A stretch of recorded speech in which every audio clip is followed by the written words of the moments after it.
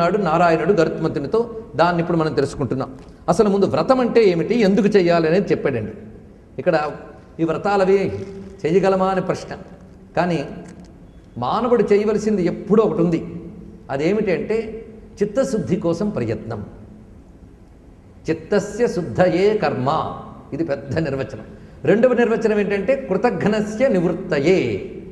ఇది నాకేం కోరికలు లేవండి అందుకే నేను వ్రతాలు చేయట్లేదండి అన్నాడు ఒక ఆయన. కోరికలు లేకపోవచ్చు కానీ నువ్వు జీవించి ఉన్నంతకాలం మాత్రం వ్రతాచరణ చేయవలసినదే, ఏదో ఒక వ్రతాన్ని పాటించవలసిందే. ఎందుకంటే చిత్తస్య శుద్ధయే, చిత్తశుద్ధి కోసం. రెండవది కృతఘ్నస్య నివృత్తయే, దీనికోసం చిత్తశుద్ధి ఏర్పడాలి. చిత్తము అంటే ఇది తెలుసుకోవాలి. కొందరు నా మనస్సు ఎప్పుడు శుద్ధమేనండి అని అంటూ ఉంటారు. ఇక్కడ చిత్తానికి మనం మాట్లాడే పదానికి చాలా తేడా ఉంది. చిత్తం అంటే అనేక జన్మల సంస్కారంతో ఉన్నటువంటి అంతఃకరణ వ్యవస్థ. అంతఃకరణం, ఈ బయటకు కనబడే ఇంద్రియాలని బహిష్కరణములు అంటారు, లోపల ఉండేది అంతఃకరణం.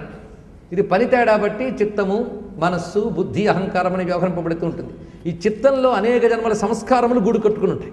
అవి ఏంటో మనకు తెలియదు. ఆ మాటకు వస్తే మనస్సు ఎలా ఉంటుందో చూపించండి. బాహ్యేంద్రియములను అయితే చూపించవచ్చు కానీ అంతఃకరణాన్ని ఎవరిని చూపించగలరా? ఆఖరికి నేను నాది అనుకునే మనస్సు కూడా నాకు తెలియదు. గుర్తుపెట్టుకోండి, మనకే మన మనస్సు గురించి తెలియదు. అందుకే చిత్తశుద్ధి అంటే చిత్తంలో ఏ సంస్కారాలు ఉన్నాయో తెలియని కాడికి అది శుద్ధం అవునా కాదో మనకు ఎలా తెలుస్తుంది?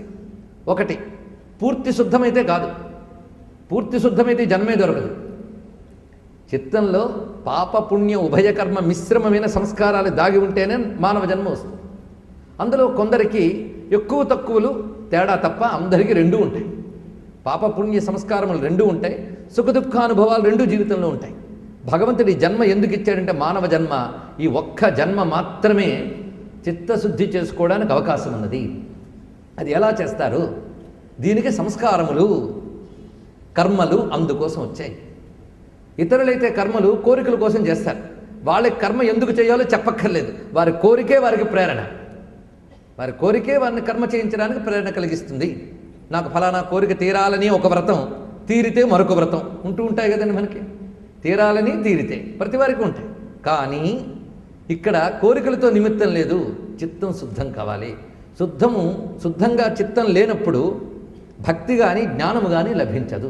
ఇది గుర్తుపెట్టుకోండి. చిత్తశుద్ధి లేని వాడికి వేదాంత జ్ఞానం కలగదు. అందుకు చిత్తస్య శుద్ధయే కర్మ మొట్టమొదటిది. రెండవది దేనికి అంటే కృతఘ్నస్య నివృత్తయే, కృతఘ్నతా దోషం పోవడం కోసం చేయాలట. ఎందుకంటే సృష్టిలో ఏది మనం అనుభవిస్తున్నా అది భగవద్దత్తమే. భగవంతుడు అనేక రూపములైన దేవతల స్వరూపంగా ఉంటూ వివిధ దేవతా రూపములతో వివిధములైన శక్తుల్ని మనకు అనుగ్రహించాడు. కనుక ఈ సృష్టిలో మనం అనుభవించే ప్రకృతి శక్తులు కానీ, మనం ఈ శరీరంతో అనుభవించేటువంటి ప్రాకృతిక పదార్థాలు కానీ ఇవన్నీ కూడా మనం సంపాదించుకున్నవి కావు, మనకి ఇవ్వబడినవి. ఇది తెలుసుకోవాలి. మన యొక్క పూర్వజన్మ పుణ్య విశేషం చేత మనకి ఇవన్నీ దేవదత్తములు.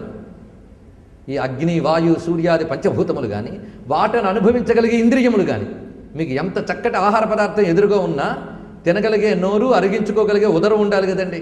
కనుక అవి సృష్టించి ఇవి ఇచ్చినది ఎవరు? ఇంద్రియాలకి శక్తినిచ్చిన వాడు ఎవడు? ఇది మనం ఆలోచిస్తే ఇవి భగవద్దత్తములు. కనుక ఇంద్రియ శక్తులు కూడా దేవతలే అని శాస్త్రములు చెప్తున్న విషయాన్ని మనం అనేక మార్లు చెప్పుకున్నాం. అందుకు వ్రతాచరణ ద్వారా ఆ దేవతలకు కృతజ్ఞత చెప్పాలి. కనుక సత్పురుషులు దేవతల పట్ల కృతజ్ఞత చెప్పుకోవడం కోసం వ్రతాలు చేస్తారు. సామాన్యులు కోరికలు తీర్చుకోవడం కోసం, దేవతల్ని మెప్పించడం కోసం వ్రతాలు చేస్తారు. ఎలాగోలాగా కోరికున్నవాడు కోరిక తీరడం కోసం చేస్తే, జ్ఞానం కోరినవాడు చిత్తశుద్ధి కోసం లేదా కృతజ్ఞతా దోషం పోవడం కోసం చేయాలి. కృతజ్ఞతా దోషం పోనంత వరకు మోక్షం రాదు. ఇది గుర్తుపెట్టుకోండి. నువ్వు ఎంత వేదాంత విచారణ చేసినా కృతజ్ఞత తీర్చకపోతే మోక్షము రాదు.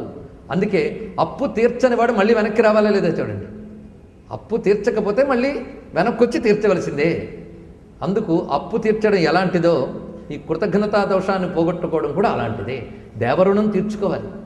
అందుకే దేవరుణం, పితృరుణం తీర్చుకోవాలి. ఆ దేవరుణ, పితృరుణములు, ఋషి రుణములు మూడోది కూడా. ఈ మూడు రుణములు ప్రధానం.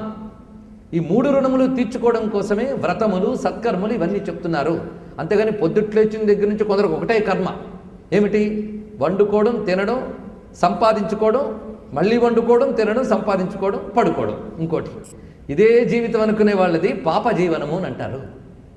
ఈ కృతజ్ఞతాపూర్వకమైన వ్రతాచరణలు ఇవి చేసే వాళ్ళని యజ్ఞ జీవనులు అంటారు. ఈ మాట ఎవరంటారు? ఋషులు అంటారు. అందుకే కృష్ణ పరమాత్మ యజ్ఞ జీవనం లేని వాళ్ళకి మంచి టైటిల్స్ ఇచ్చాడు. అఘాయు ఇంద్రియారామో మోఘ పార్థ సజీవతి అని చక్కగా చెప్పాడు. వాళ్ళు పాపజీవనులు, ఇంద్రియారాములు, బ్రతుకున్న వ్యర్థులు అన్నాడు. ఇంకా నేను మృదువుగా చెప్పాను కానీ నేను మంచి పదురుగా చెప్పాడు మహానుభావుడు. అందుకే వ్రతాచరణ ఎందుకు ఇప్పుడు తెలిసింది కదా. కనుక ఏ వ్రతము లేని జీవితము పాపానుభవమే. అది వాడికి కృతజ్ఞతా దోషం కూడా సంక్రమిస్తున్నది. అందుకు వ్రతాచరణ అనేది చెయ్యగలిగిన వ్రతములు చేయాలి. నిత్యకర్మలు కొన్ని ఉంటాయి, నైమిత్తిక కర్మలు ఉంటాయి. ఇప్పుడు వ్రతములు నైమిత్తిక కర్మ కిందకు వస్తాయి.